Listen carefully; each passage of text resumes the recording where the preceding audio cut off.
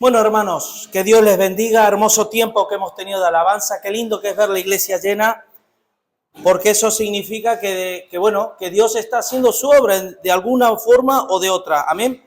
Así que, hermanos, seguimos estudiando la carta de Pablo a los filipenses, y hoy nos toca el capítulo 2, versículos del 12 al 18.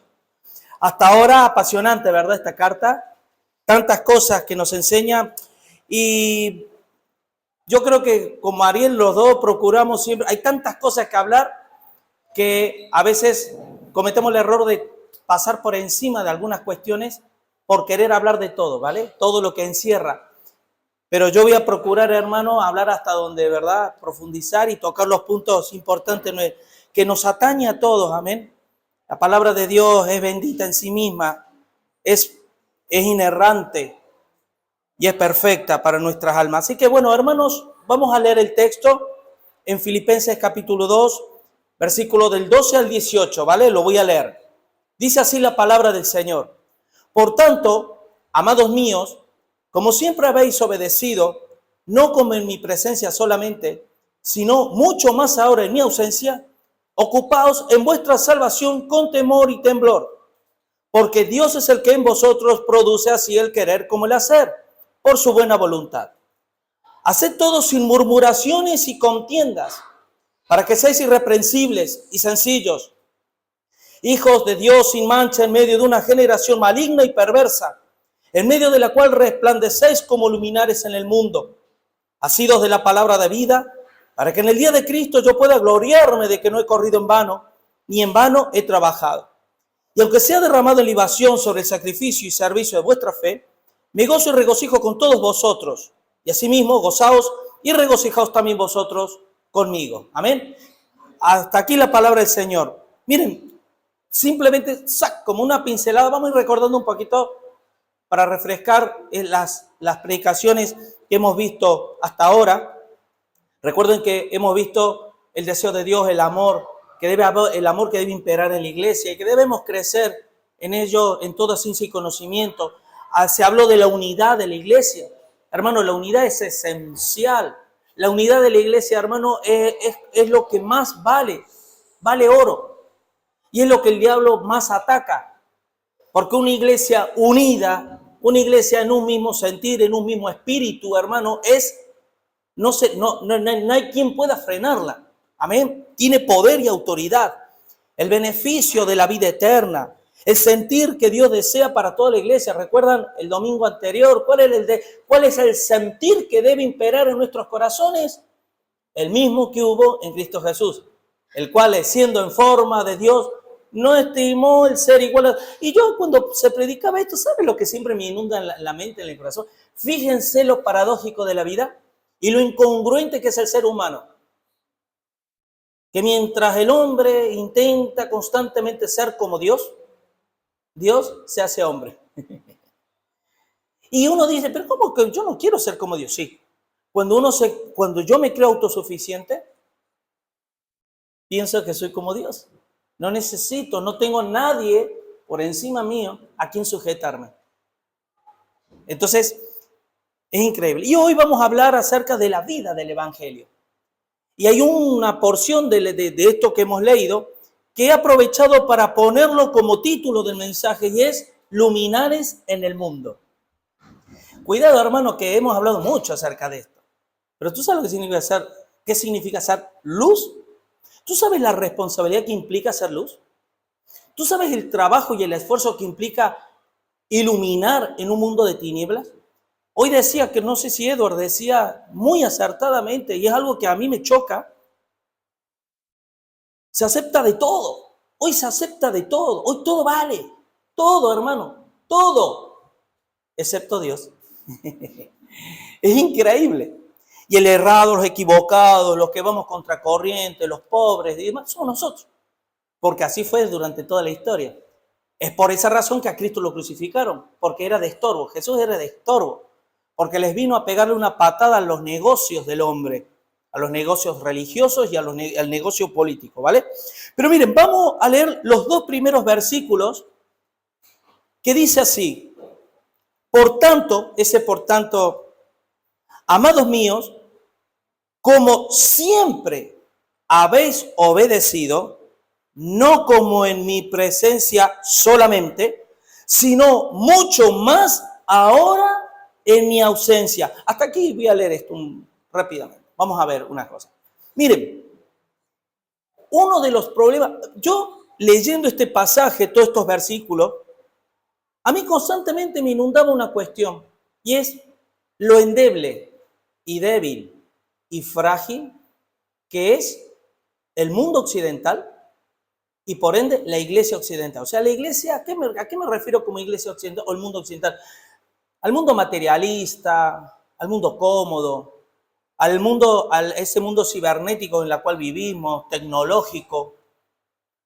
Nos hace tan débil y tan endeble, porque vamos a ver ciertos aspectos, y vais a ver por qué digo esto, que estas palabras deben resonar muy fuertemente en nuestras vidas hoy. Hoy no debe ser algo que, bueno, tomo nota, bien, aprendo. No, más bien deberíamos prestar mucha atención, hermano, porque nos va directamente a nuestros, digo nuestros, no tuyo, no, nuestros, de todos. Dice, por tanto, ese por tanto significa, hermano, dice el Señor que si el mismo Dios, nosotros no entendemos, no hemos visto y no hemos entendido y no podemos entender la gloria de Cristo, la gloria sempiterna de Cristo. Cristo tuvo una gloria, hermanos, que no se puede meter en la cabeza. Es la gloria de Dios, que aún hay ángeles que no pueden verles. ¿Se acuerdan en el arca del pacto? ¿Qué había arriba del arca del pacto de la alianza? Dos querubines, ¿qué hacían? Que con sus alas, ¿qué? Porque no podían ver la gloria de Dios. Cristo. Había ángeles que no podían ver a Cristo en su gloria eterna. Ese Dios es el que viene a la tierra, pero no viene en un corcel como rey de Israel a decir lo que Dios quiere, sino viene, se humilló, la kenosis, se humilló, hasta morir en una muerte vergonzosa, porque fue una muerte vergonzosa, porque los que morían crucificados eran una vergüenza aparte, porque eran expuestos, exhibidos. Por eso dice en Colosenses que Él los exhibió públicamente, triunfando sobre ellos en la cruz, a los demonios. Fue una exhibición que hubo ahí. Por tanto, hermanos, sabiendo nuestra posición, ¿cuál debe ser nuestro sentir? Que si por un momento esto lo lleváramos a la vida real, te puedo asegurar, hermano, que la iglesia cambiaría y el Señor vendría pronto. Porque lo que está esperando la segunda venida de Cristo es que el evangelio sea predicado en todo el mundo, ¿vale? Y que la iglesia, ¿vale? Los 2, 3 o 4 que queremos al final de los tiempos, sea una iglesia, ¿vale? Vigorosa. Pero dice, por tanto, amados míos, como siempre habéis obedecido, aquí Pablo nos muestra de manera implícita la característica de esta iglesia. Y es muy importante esto. ¿Saben por qué, hermano? Porque uno de los tantos defectos que tiene la iglesia occidental, ¿sabes cuál es? Que estamos acostumbrados, el que más o el que menos, a trabajar para el ojo humano. Es que no se enteren los pastores, o si voy porque mi mujer me está diciendo, venga, vamos a la iglesia, venga, tengo que ir por mi mujer, o tengo que ir por mi marido, ¿vale? Y los que estamos en la iglesia sirviendo al Señor, ¿cuántas veces no decimos, no, me toca limpiar la iglesia? Pero queda muy evidente que estén los hermanos trabajando y yo sea el único que esté así. Entonces me voy a poner mano a la obra para que Hombre, queda muy evidente. ¿Qué significa todo esto, hermano? Que estamos acostumbrados a lo superficial. Estamos acostumbrados a las apariencias. A trabajar en pos de quedar bien, en pos de tener una cierta reputación. Pero no es eso lo que sucedía con la iglesia de Filipo. Era una iglesia que dice, como siempre habéis obedecido, no como en mi presencia solamente, porque cuando estaba Pablo también servían, sino mucho más ahora en mi ausencia. Hermano, ¿sabes cuál es uno de los de la debilidad o defectos o problemas que tiene la iglesia moderna, occidental, actual y demás? Que valoramos más lo que hacemos que lo que somos.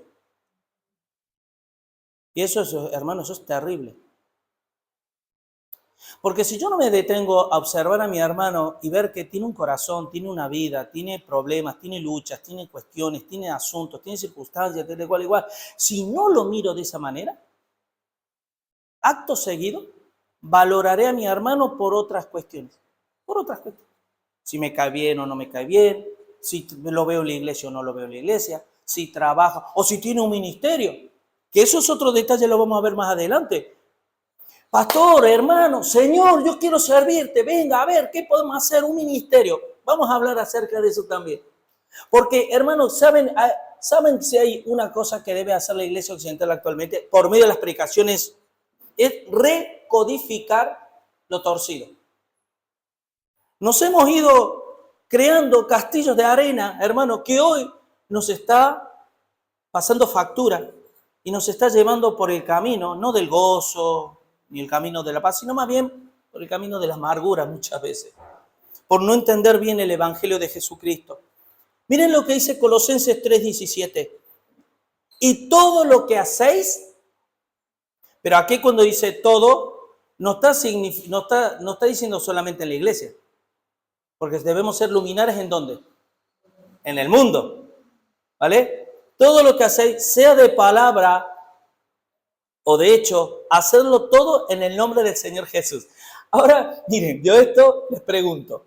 Nosotros tenemos acostumbrados cuando oramos a decir, Señor, bendice estos alimentos. En el nombre de Jesús, amén. ¿A que sí? Está bien dicho. Pero en el nombre de Jesús no está significando eso. En el nombre de Jesús, ¿sabes qué significa? Que Jesús, que Dios, al ver mi vida, pueda decir, estoy tranquilo, porque todo lo que habla y todo lo que hace, lo hace como yo lo haría. Por eso va en mi nombre. Ustedes imagínense que yo trabajo de embajador. Estoy en España, embajador a otro país, al que sea. Y en España tienen unas leyes, unas costumbres, unas reglas. Y a mí me dicen, bueno, tienen que hacerle ver en un momento determinado a ese país, como embajador que eres, lo que nosotros pretendemos, ¿vale? Lo que nosotros creemos. Sin embargo, voy allá y yo digo, bueno, aquí voy y empiezo a decir las cosas a mi manera, las empiezo a... Mire, tarde o temprano a mí me quitarán de la embajada, porque no seré fiel embajador.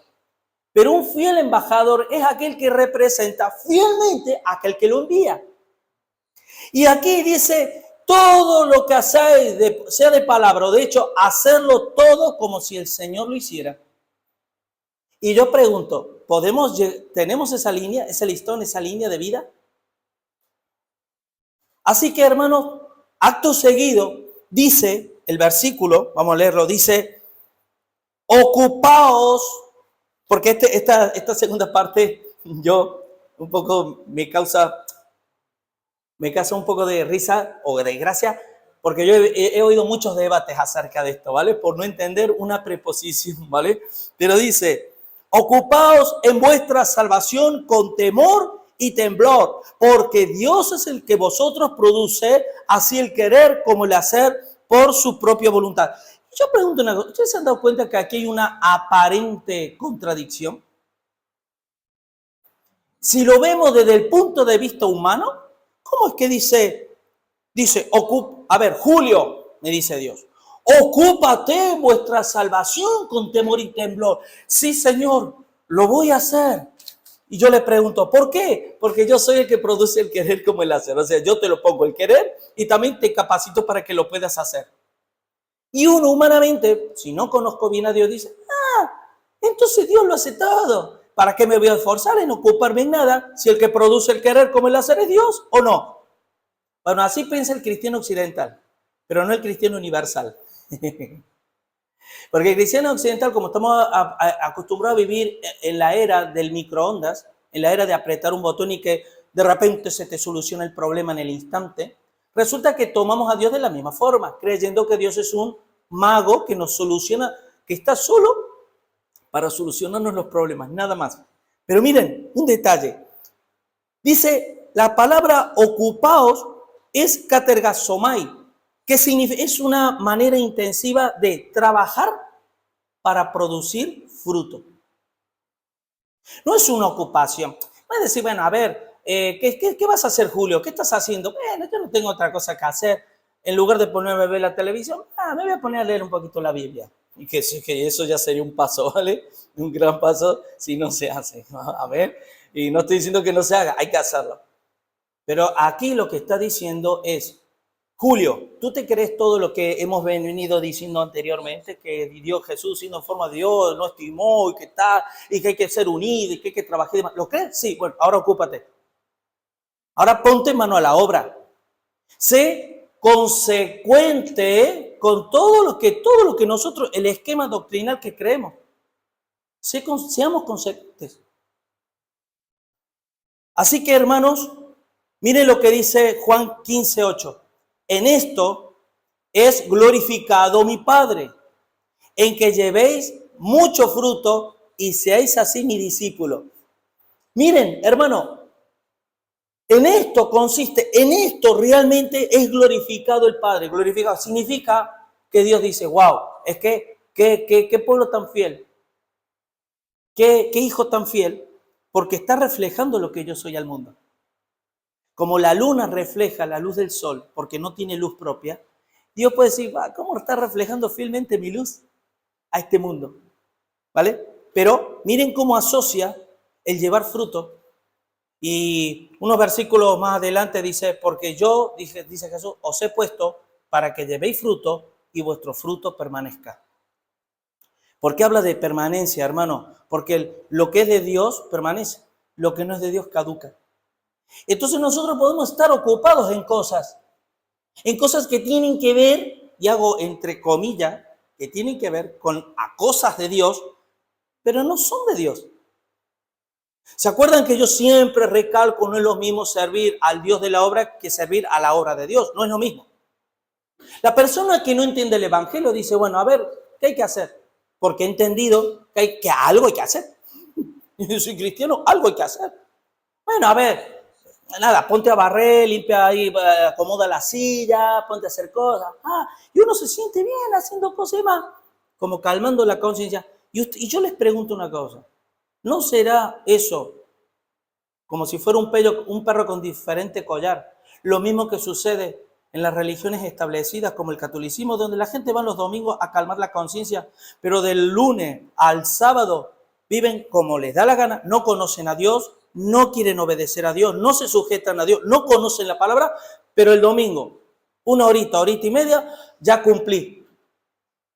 ¿Puede o no ocurrir lo mismo en la misma actitud de nosotros? Las diferentes formas, pero el fondo viene a ser lo mismo. Y es muy parecido, porque dice además, así, dice, y seáis así que mis discípulos. Hermano, como Juan 8:32, cuando dice que si permanecemos en su palabra, ¿vale? Conoceremos la verdad, ¿vale? Seremos verdaderamente sus discípulos, sus siervos, y conoceremos la verdad, y la verdad nos hace libre, el de ser discípulo de Cristo, y es un poco lo que implica esta palabra. Acto seguido dice, ocupaos en vuestra salvación con temor y temblor, y porque Dios es el que produce, el que vosotros produce, así el querer como el hacer. Y esto yo lo he dicho alguna vez. Qué diferente suena si esta parte del texto dijese, ocupaos de o para vuestra salvación. Vienen los cambios de preposición.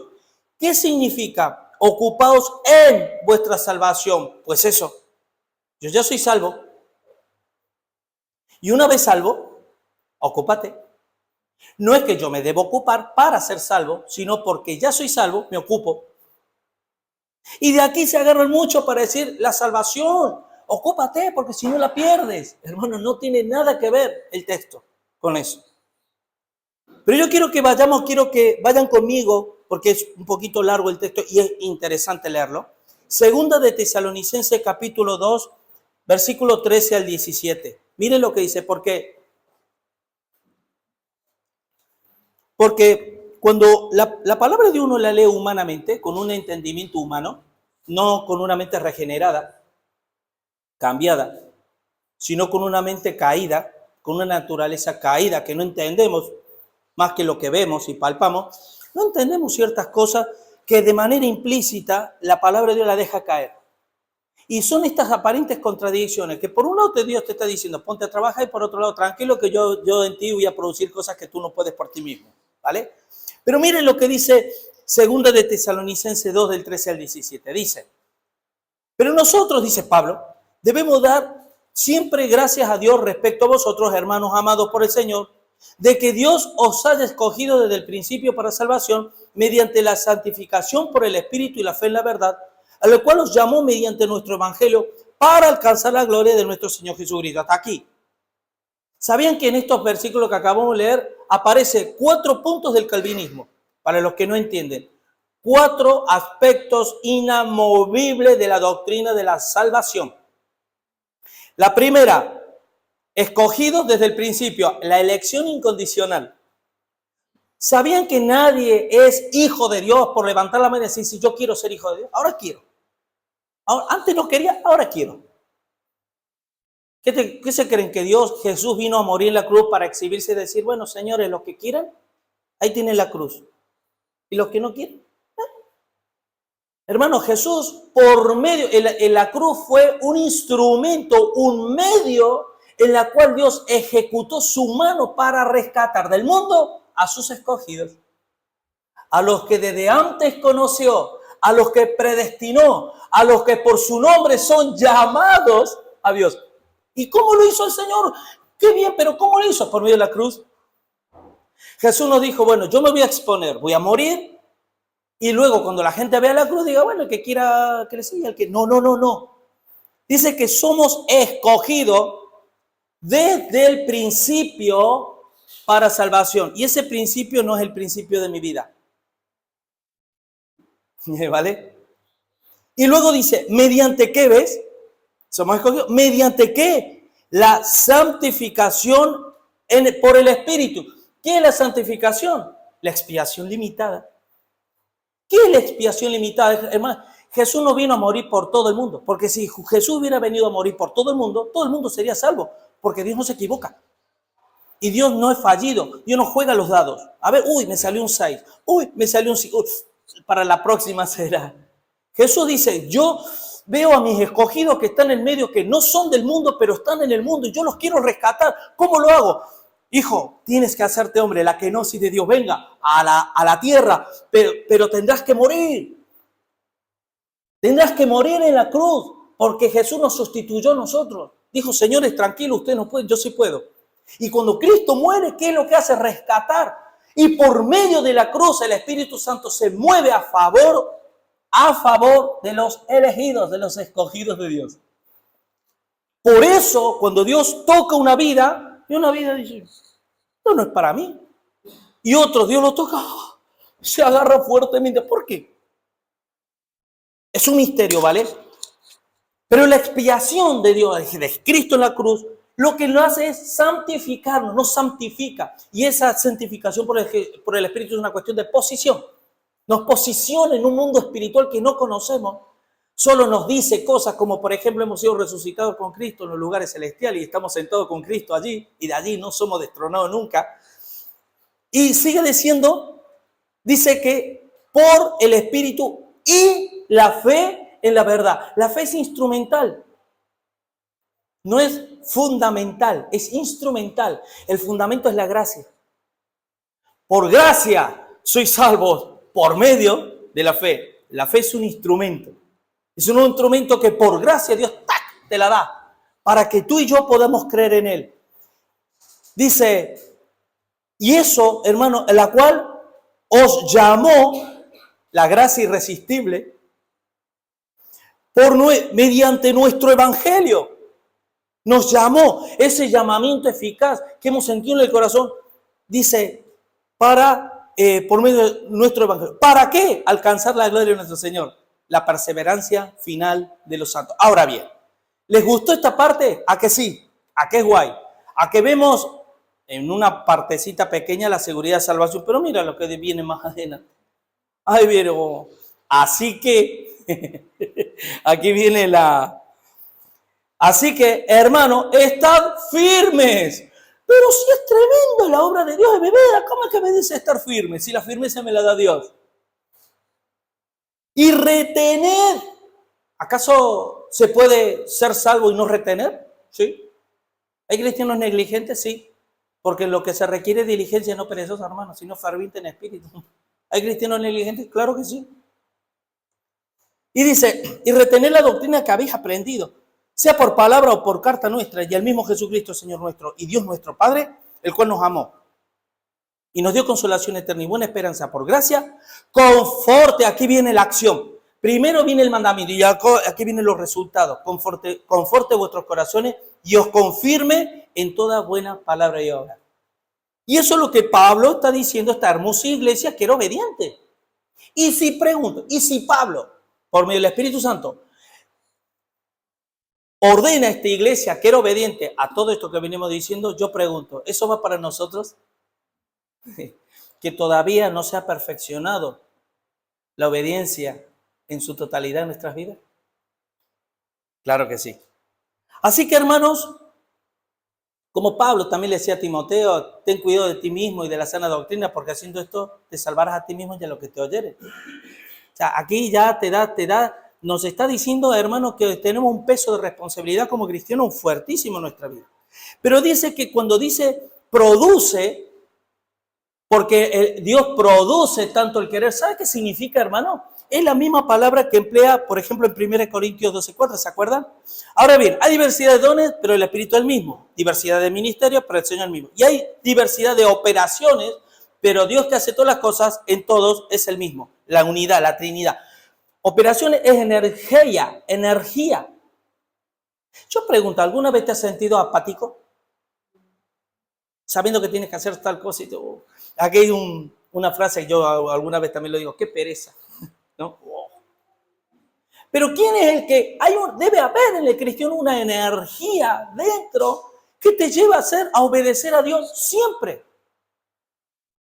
Por eso no seas vencido de lo malo. Vence con el bien el mal. ¿Tú te crees que para mí es muy fácil ser vencido de lo malo, hermano? ¿Y sabe que ser vencido de lo malo no significa pecar? Ser vencido de lo malo es decir, mira, lo voy a hablar en Argentina, ¿no? Muy humanamente, muy carnalmente, y como yo pensaba antes de conocer al Señor. ¿Verdad? Cada uno.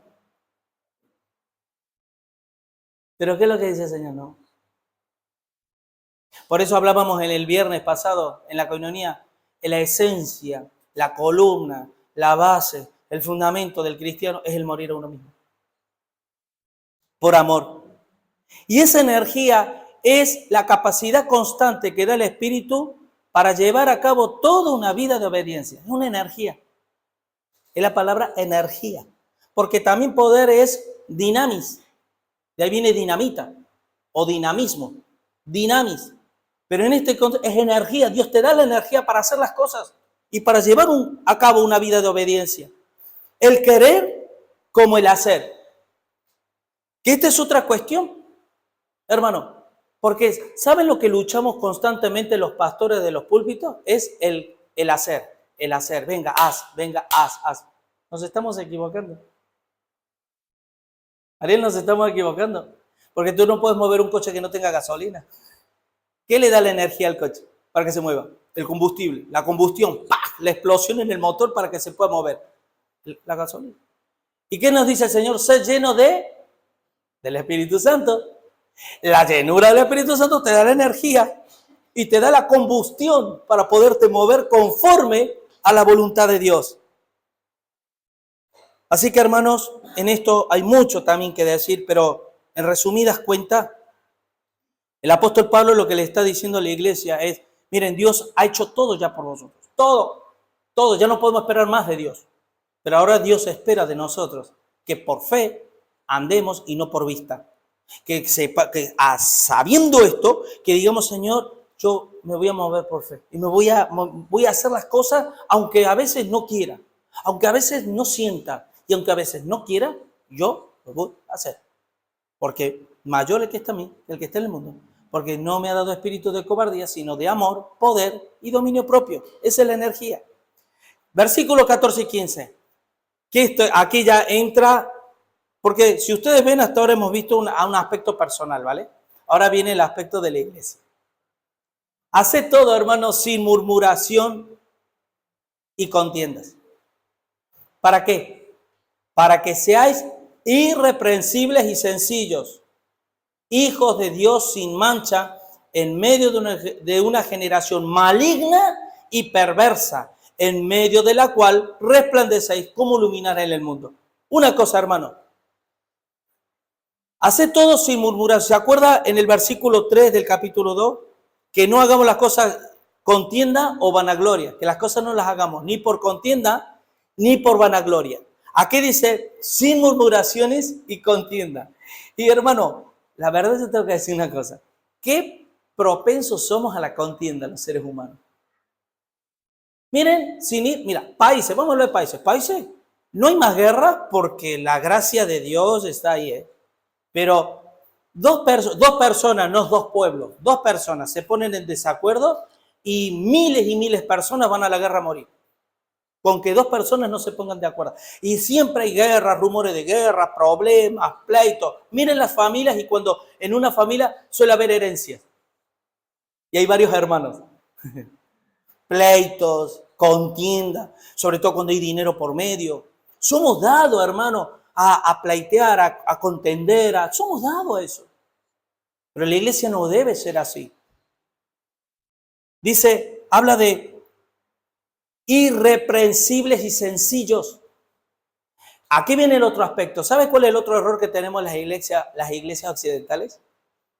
Y quiero que me presten atención en esto y por la gracia de Dios que Dios pueda no solo plasmar en tu corazón mis palabras, sino el sentido de mis palabras que vienen de Dios.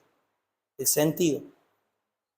Nosotros sabemos hacer una distinción mucho más elevada de lo que debería ser entre un pastor y la feligresía. De ahí vemos iglesias donde el pastor es un semidios. Y es fácil caer en eso. Pero porque hemos acudido, no hemos quitado el peso que nos incumbe a nosotros y se lo hemos dado a un hombre que me han dicho que está para el servicio mío. Entonces le he dicho, toma, llévalo tú. Y hemos hecho una distinción enorme entre la vida normal de la iglesia y el pastor. Pero yo le digo una cosa, Tito 1:8, ¿se acuerdan los requisitos para ser obispo? Que sea, ¿qué? Irreprensible. Está diciendo para ser pastor. ¿Y a quién se está refiriendo? A la iglesia. La iglesia debe ser irreprensible, hermano. Igual que un pastor. ¿Sabe cuál está la diferencia? Que el pastor tiene responsabilidades que ustedes no tienen. Nada más. Pero el grado de santidad es la misma. El grado de compromiso es la misma, aunque tengamos diferentes funciones.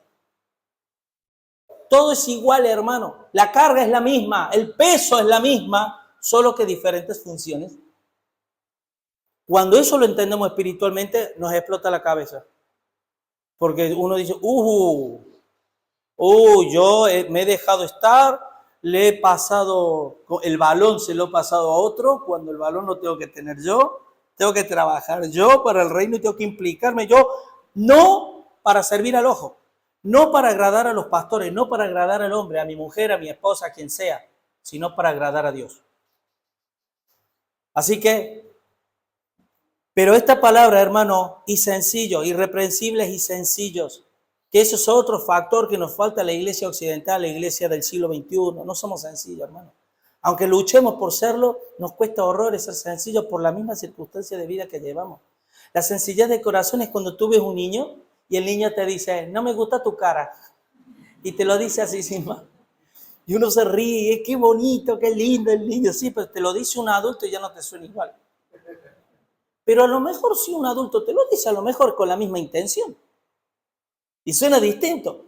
Pero la sencillez de corazón, hermano, Yo una vez de un pastor oí así lo oí de rebote, no fue de una predicación, creo que la radio estaba y se me quedó grabado aquí. Se me quedó grabado no tanto en sí lo que dijo, sino porque yo sé que yo he vivido eso. Y es una verdad. El orgullo nos entontece. El orgullo nos hace ineptos. El orgullo nos roba el gozo. El orgullo no nos hace ser lo que deberíamos en el Señor. El orgullo hace que Dios nos resista, que no se acerque, no quiera acercarse a nosotros, porque Él resiste a los soberbios. El orgullo te impide, te limita, nos limita a vivir una vida de paz, tranquila. Pero la sencillez, y además otra cosa, la sencillez de corazón nos hace ser irreprensibles. Porque a un niño se le permite cosas porque es niño. Pero cualquier cosa, hermano, es un niño. Pero hay cosas de adultos que hacemos como niños y no son permitidas. Porque se supone que como adultos ya no debemos pensar así, ni hacer eso. Por lo tanto, hermano, la sencillez, ser sencillo, yo lucho con eso, hermano, en mi vida. Quiero ser sencillo, quiero serlo. Y tengo que luchar con una naturaleza que me abofetea constantemente, blumba, y tengo que luchar con eso. Miren lo que dice 2 de Corintios 12:20. Dice Pablo, pues me temo que cuando llegue, nos metemos en contexto. Esta iglesia de Corintios no tenía nada que ver con la iglesia de Filipo, La iglesia de Filipo, iglesia de gozo, iglesia obediente. Esta iglesia de Corintios era un desastre. Todo un desastre, pecados, herejías, disensiones, pleitos, contienden. Y dice, me temo, hermanos, que cuando llegue a vosotros no os halle tal como quiero. O sea, aquí en otras palabras, Pablo está, me voy a llevar más de una sorpresa con vosotros, me temo. Y yo sea hallado de vosotros cual no queréis. Es decir, ustedes me esperan, viene el apóstol Pablo, qué lindo, sí, se van a enterar. Porque los voy a poner finitos, los voy a poner a todos. Ni yo me voy a encontrar lo que espero ver de vosotros y ustedes no me van a ver a mí como quieren verme. Que haya entre vosotros, dice, contiendas, envidias, iras, divisiones, maledicencia, murmuraciones, soberbias, desórdenes. Pregunto, ¿puede existir eso en una iglesia? Hombre, ¿y si la iglesia, hermano, es el cielo? ¿Cómo es que existen estas cosas? Porque la iglesia no es el cielo, ni de lejos del cielo, es la antesala del cielo. La iglesia, hermano, es un hospital, no es un colegio de... Es un hospital del alma que estamos ahí tratados por Dios en nuestro orgullo, nuestra soberbia, y es el entrenamiento para la vida, hermano. Porque si yo no puedo perdonar a mi hermano, ¿cómo voy a perdonar a un enemigo que está afuera? Si yo no honro a mi Dios junto con el pueblo de Dios, ¿yo qué puedo esperar de los demás? Así que, hermano, porque aún sois carnales, pues habiendo entre vosotros celos, contiendas, disensiones, ¿no sois carnales y andáis como hombres? Yo pregunto, ¿por qué dice andáis como hombres si somos todos hombres? Hombres me refiero no como género, ¿vale? No como raza humana, hombre. Dice, vosotros ahí, pleito y demás, andáis como hombres. ¿Y cómo quieres que andemos? ¿Como androides? Porque el hombre interior, hermano, hemos sido cambiados de naturaleza.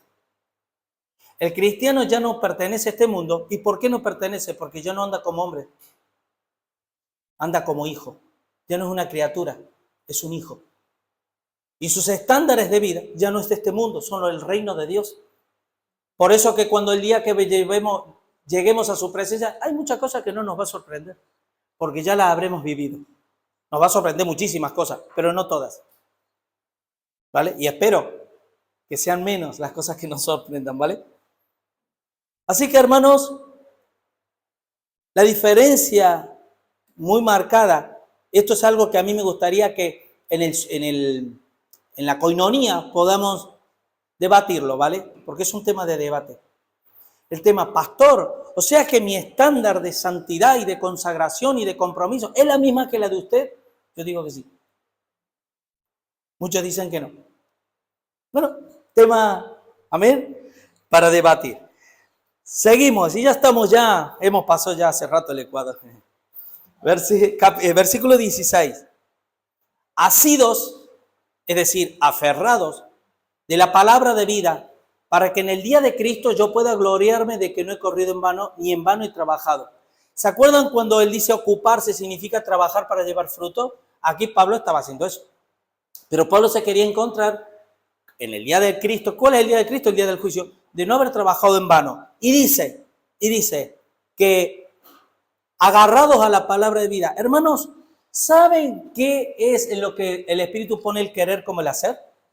¿Cuál es la raíz y la esencia del querer y el hacer? Es el apego espiritual que tenemos a esto. Si yo tengo un apego espiritual a la palabra de Dios, si la palabra de Dios para mí lo es todo, si para mí todo lo que yo sé de Dios emana de la palabra de Dios, para conocer al Dios de la palabra, y está aquí, y de aquí está mi vida porque paso la mayor parte del tiempo en ella, entonces yo voy a ser edificado, yo me voy a ocupar, y Dios va, al producir ese querer, ¿cuál es el querer? El querer, hermanos, no me digan ustedes que cuando te cuentan, miren, ¿qué es un chisme? Un chisme, no para el que cuenta, sino para el que escucha. Un chisme que, ¿qué te dijo? ¿Qué pasó? ¿Qué pasó? Y ya nos gusta parar la oreja. ¿Qué habrá pasado con el hermano tal? Que hace un mes que no viene. A ver. Y algo te enteras y a ver qué tal y cual. Hermano, ese mismo interés de expectación es la que tenemos que tener con la palabra. ¿Qué dijo Dios? ¿Qué dijo Dios en su palabra? A ver. Y cambiamos el chisme por una vida santa. Porque cuando yo me empapo para vivir, no para solamente almacenarlo aquí, sino para vivir, ¿saben lo que ocurre? Que yo empiezo a entender todo lo que Dios me quiere decir, todo. Entiendo todo. Entiendo cuando me dice, Julio, debes perdonar a tu hermano 490 veces al día. Y uno en lugar de decir, oh, Señor, no le entiendo, digo, lo entiendo, ¿cómo no lo voy a perdonar 490 veces? Es mi hermano, que me cuesta muchas veces, no lo niego, pero lo entiendo. Cuando me dice, no dejes de congregarte como algunos tienen por costumbre, también lo entiendo. ¿Cómo no me voy a congregar si mi hermano es mi gente, como suelo decir, es mi hábitat? ¿Cómo no voy a querer yo? ¿Cómo un pez no va a querer estar en el agua? ¿Es incongruente o no? Pero todo eso procede ¿de qué? De un empaparse en una intimidad con la palabra de Dios para conocer al Dios de la palabra. Entonces ya somos nuevos hombres, creados según Dios, en santificación en el Espíritu, para obedecer al Evangelio y ya no ser meros expectantes de cosas que la mitad no las entiendo, porque no me he predispuesto a quererlas vivir. Hermanos, en el mismo Filipenses 3, para algunas Biblias es una página y para otras están en la misma. Miren lo que dice. Miren, aunque Pablo aquí, lo voy a leer porque es interesante. Dice Pablo, y ser hallado en él. Ser hallado en él. Esto yo lo voy a explicar. Ser hallado en él, en Cristo. No teniendo mi propia justicia, que es por la ley, sino la que es por la fe de Cristo, la justicia que de Dios por la fe. A fin, o sea, con el propósito de conocerle y el poder de su resurrección y la participación de sus padecimientos. ¿Sabes lo que está diciendo Pablo aquí? Mira, hermano, tú y yo, por muy cristianos que seamos, nosotros delante de Dios, porque eso solo lo sabe Dios, tenemos nuestros propios prejuicios y nuestras propias maneras de las cosas. De una manera u otra, directo o indirectamente, a Dios en algún momento en la vida, o constantemente en la vida, a Dios le decimos, yo opino esto. Pablo le pasó. Pablo era perseguidor de la iglesia y creía que estaba haciendo la voluntad de Dios, hasta que Dios le dijo, ¡tum! Un encuentro, quedó ciego, tenido que ser llevado de la mano, un hombre que era fuerte y tenía que ser llevado de la mano, o sea, pasó de Saulo a Pablo, de grande a pequeño, y a partir de ahí pudo entender las cosas y decir, sí, Señor. ¿Qué le dijo? Señor, heme aquí. Después de haber tenido ese encuentro personal con Cristo. Y hermanos, cuando dice, por ejemplo, aquí, dice, no teniendo mi propia justicia, ¿qué significa? Julio, tú tienes tu propia justicia delante de Dios.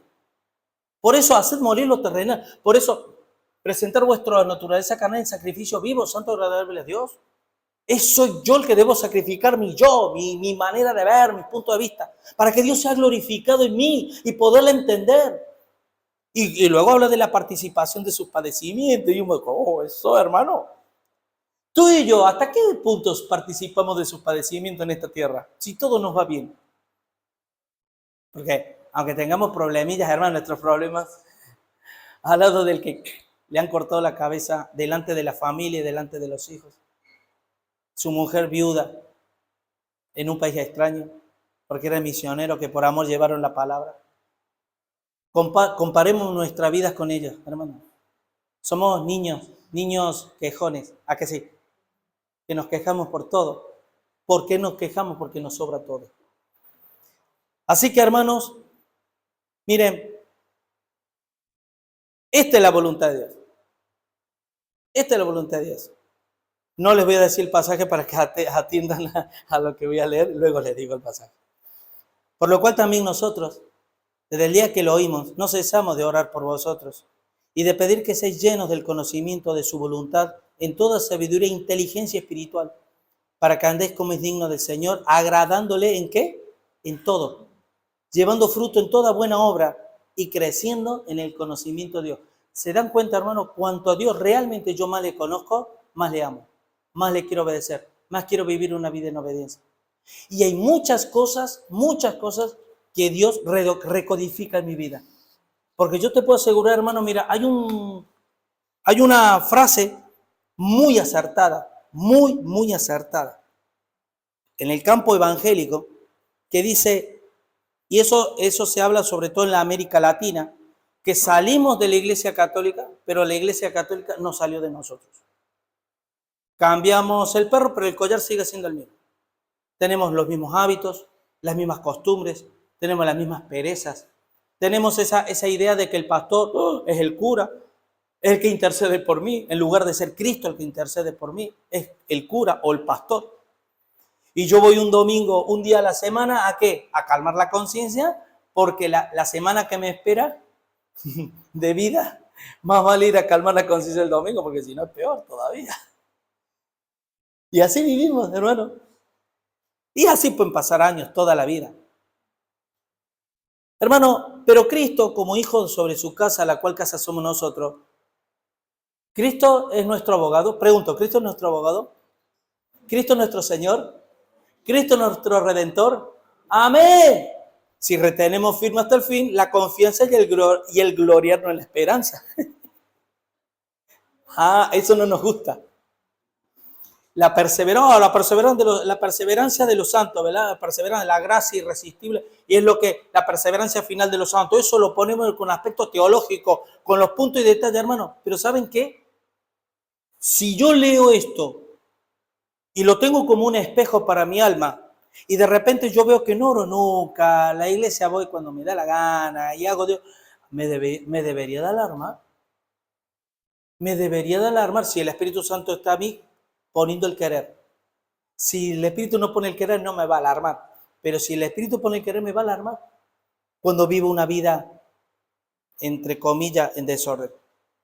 Versículo 17-18 dice, aquí Pablo habla de sí mismo y dice, ahora habla Pablo con respecto a la iglesia, y aunque sea derramado en libación sobre el sacrificio y servicio de vuestra fe. ¿Saben, hermanos, que ese es un principio espiritual? ¿Sabías que tú y yo jamás podremos cumplir con lo que Dios quiere? Con lo que cada uno debe saber, lo que Dios quiere para cada uno, a menos que mi vida sea derramado en libación, sea derramado en sacrificio por vuestra fe. Está aquí apelando al sentido del sacrificio que se hacía. Sacrificio. Si bien Cristo es el sacrificio por nuestros pecados en la cruz de Dios, cualquiera que siga a Cristo, cualquiera que siga el camino de Cristo, va a tener que sacrificar su vida en pos de Dios. en pos por el amor de Dios, por el reino de Dios. Sacrificio, hermano. Porque si no, como decía Charles Spurgeon, dedícate a otros asuntos, dediquémonos a otros asuntos. Julio, ¿qué? Tú conduce un camión, ¿te gusta? Sí, pues dedícate a conducir un camión. Deja los asuntos del reino para los que realmente han entendido. Lo digo de manera irónica, hermano, porque todos estamos en esa lucha. Todos estamos en esa lucha, hermano. Y dice, y el servicio de vuestra fe, me gozo y regocijo con todos vosotros. Recuerden que estaba en la cárcel. Y Pablo se gozaba y se regocijaba cuando oía el avance de la iglesia. Tú sabes, miren, esto es para los padres. Yo les digo, esto va para los padres. Yo les pregunto, ¿hay satisfacción en vosotros por el hecho de pensar, ustedes mismos, piensen en ustedes mismos y en sus hijos, que el día que ustedes ya sean mayores de edad, que ya les queda poco tiempo para partir, ver a todos sus hijos en los caminos del Señor, ver a sus hijos que sean hombres y mujeres de bien, íntegros, que respetan, que honran, que tienen las ideas claras de Dios? Pregunto, ¿se van a ir en paz de este mundo? Y digo, ¿anhelan eso? Bueno, Dios anhela lo mismo de nosotros. ¿Sabe el sufrimiento de Dios cuando nos ven a nosotros? Y digo a nosotros, a todos, viviendo la vida como que, hermanos, si Pablo, que era un mero hombre, se gozaba y se regocijaba con la obediencia y con el crecimiento de la iglesia, yo sé lo que es eso, hermano. Yo como pastor, hermano, miren, yo qué sé, con Ari muchas veces lo decimos y con toda seguridad todos los pastores deben pensar o decir lo mismo. Y es, qué lindo que es poder decir, acabar la carrera ya y decir, wow, Señor, tengo muchas cosas que me vas a pasar el fuego y tendré que ahí, vale. Pero la obra de Dios en el pueblo ha podido ser eficaz por la gracia, el poder de Dios. Porque hemos sido instrumentos. Les quiero decir una cosa, hermanos, y esto se lo digo no de manera irónica, de manera real. Cuando uno ama a Dios y se pone al servicio, da igual que uno sea pastor o no, cuando uno ama a Dios y se pone al servicio del Evangelio, al servicio de Dios, porque hay un amor, hermano, el amor de Dios, eso, te pueden apalear, te pueden hacer lo que quieras, pero el amor sobrepasa, ¿vale? ¿Saben cuál es el versículo que más vives? Y por ende, que mejor entiendes. Te lo digo así, no lo digo irónicamente, lo digo realmente. Miren, la palabra de Dios, uno con el estudio, entiende muchas cosas, uno puede hacer disertaciones teológicas de muchas, pero el versículo que uno más vive intensamente y que más entiende es: siervo inútil soy, porque lo que tuve que hacer, lo hice. No te creas, hermano, que va a haber gente que se van a presentar delante de Dios diciendo, no, hermano, no, Señor, los siervos inútiles son aquellos, yo no. Yo soy un siervo útil, a que te fui útil, Señor. Útil, con el dolor de cabeza que tú me has hecho pasar, que las cosas funcionaron gracias a mi gracia, que las cosas las hice porque mi poder sobrepasa todo entendimiento, todo. Pero gracias porque fuiste fiel en lo poco y sobre lo mucho te voy a poner. La fidelidad a Dios, hermano. Recuerden esto, hermano. Mire, el primer segundo de mi vida, de tu vida, de la mía, que digamos, quiero agradar a Dios, ese segundo, piensa en esto. Si no te motiva, si no me mueve, no nos mueve, un amor genuino, un amor profundo a Dios, eso tendrá fecha de caducidad. Será un deseo humano. Es el amor a Dios. El amor es lo que sostiene todas las cosas, hermano. El amor a Dios. Así que, hermanos, para concluir, miren lo que dice 2 Timoteo 4:6, dice Pablo, porque yo ya estoy para ser sacrificado. Recuerden que este versículo que acabamos de leer, y aunque sea derramado en libación sobre el sacrificio y servicio de vuestra fe, para que la iglesia creciera y Pablo pudiera cumplir lo que Dios le estaba mandando, él tuvo que sacrificar toda su vida. ¿Ustedes se creen que Pablo en un momento determinado no le hubiese gustado haber disfrutado muchas cosas? Porque esto no lo quiero tocar, pero en el capítulo 3 lo lee. lo que para mí era ganancia, la estimo como pérdida. ¿Por qué? Por amor a Cristo. Era el amor lo que le llevaba. Y sigue, dice, esto no quiero tocar porque lo vamos a ver más adelante. 1 Pedro 2:5. Vosotros también, como piedras vivas, sed edificados como casa espiritual y sacerdocio santo, para ofrecer sacrificios espirituales aceptables a Dios por medio de Jesucristo. El cristiano que no se sacrifica, o no es cristiano, o no ha entendido nada. La vida, hermano, si quieres que te presente a ti, y con esto ya acabo, a tu peor enemigo, coge un espejo. Ese es tu peor enemigo. Y lo más lamentable de todo, hermanos, es, primero, que estamos todos en el mismo barco. O sea, yo no puedo decir, no, hermano, es vuestro problema, no es mío, no, es de todo. Y en segundo lugar, no vamos a tener excusas delante de Dios. Es que tal, es que cual, es que el marido, es que la mujer, es que el país, es que el este, es que el otro, que no va a haber excusa. Porque somos nosotros. Así que, luminares en el mundo. Luminares en el mundo, hermano. No en la iglesia no está para brillar, hay que brillar en el mundo. La iglesia está para entrenarnos, para capacitarnos, para crecer, para ser edificados, para poder brillar. Porque aquí hay luz. La obediencia a Dios por medio de la ocupación en nuestra salvación. Recuerden, hermano, pregunto, no voy a hacer levantar las manos, pero ¿eres salvo? Sí, pues ocúpate en las cosas de Dios. Sin más. Y recuerden que ocuparse en las cosas del Señor es trabajar, porque Cristo nos ha puesto para llevar fruto y que nuestro fruto permanezca. Y otra cosa que se me olvidaba, hermano, ¿sabían ustedes que nosotros no estamos para producir frutos? No estamos para producir frutos. ¿Qué? No estamos para producir frutos. Tú y yo no podemos producir nada más que pecado. Estamos para llevar el fruto que produce el Espíritu Santo, o sea, Dios. Por lo tanto, es una cuestión de obediencia. Sin murmuraciones ni contienda, y siendo sencillos de corazón, hermano. Recuerden, la murmuración es un mundo, hermano. Es un mundo, un fuego. Es diabólico la murmuración, hermano. Porque en la murmuración, cuando se ha dejado estar, ha tergiversado toda la verdad y ha revuelto todo lo que debería ser.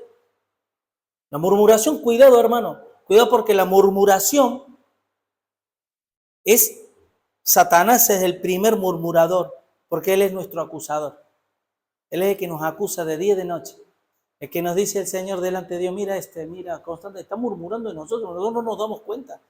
Pero gracias al Dios que tenemos, que no hace caso, sino que el Señor, ¿vale? Y a muchas de las pruebas que pasamos, ¿sabes para qué es? Para ver si Dios se glorifica o no. Porque Satanás muchas veces tiene razón, ¿eh? El diablo cuando dice, mira este mentiroso, que va a la iglesia creyendo que es un tal, y es un mentiroso compulsivo, ¿vale? Y dice Dios, yo ya le he hablado de esto, pues ahora lo voy a dejar y lo voy a hacer pasar por una prueba dura. Y como ese ejemplo, todo, ¿vale? Agarrado fuertemente a la palabra, aferrado fuertemente a la palabra de vida para poder perseverar y ser hallado fiel ante Dios. Y por último, hermano, el gozo por la participación en el servicio de Dios. Una cosa que quería decir también es, hermanos, miren, de la iglesia occidental saben que nosotros tenemos formas, tenemos filosofías que no emanan de la palabra de Dios. Muchas. No me voy a poner a hablar. Eso es un tema de una predicación o un estudio, ¿vale? Pero les voy a decir una de ellas. Una de ellas es, hermanos, miren, cuando la palabra de Dios dice que tengamos en doble honra a los que se dedican ¿a qué? Doble honra a los que se dedican ¿a qué? A predicar y a enseñar. ¿Amén? Bueno, cuando tú vas a los dones espirituales, ¿en qué gira todos los dones espirituales? Gira a servicios espirituales, al servicio, a la edificación del cuerpo de Cristo. ¿Amén? Cuando tú hablamos de los ministerios, ¿cuántos ministerios hay? 5. ¿Vale? Esto podremos. 5 ministerios. ¿Y estos 5 ministerios, qué es lo que tienen en común estos 5 ministerios? La palabra. Pregunto, Si ahora decimos como iglesia occidental, hermano, hay que servir a Dios, te puedo asegurar que en la mayoría de los casos, lo último que pensamos es en la palabra. Pensamos, bueno, ayuda social, escuela dominical, alabanza, que no está mal, no está mal. Pero esas son periféricas, son secundarias. Si tú delante de Dios y yo delante de Dios nos presentamos para ser capacitados por Dios, para ser de nuestra vida, ser formado por la palabra de Dios y que podamos proclamar la verdad del Evangelio, que ese sea nuestro fin, te digo que cambia diametralmente el sentido de lo que es el servicio.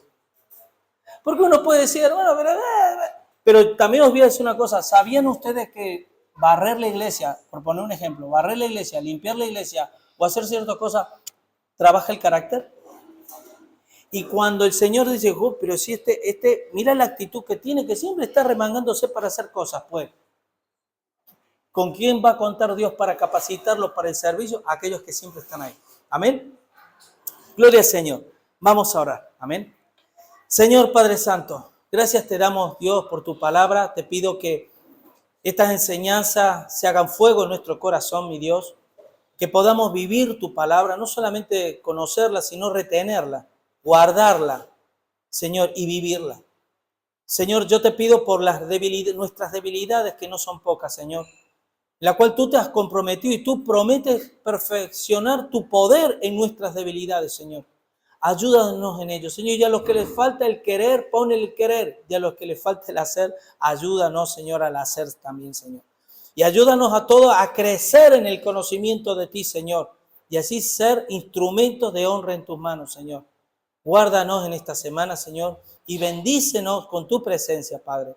Te lo pido en el nombre de Jesús. Amén y amén. Que Dios les bendiga, hermanos.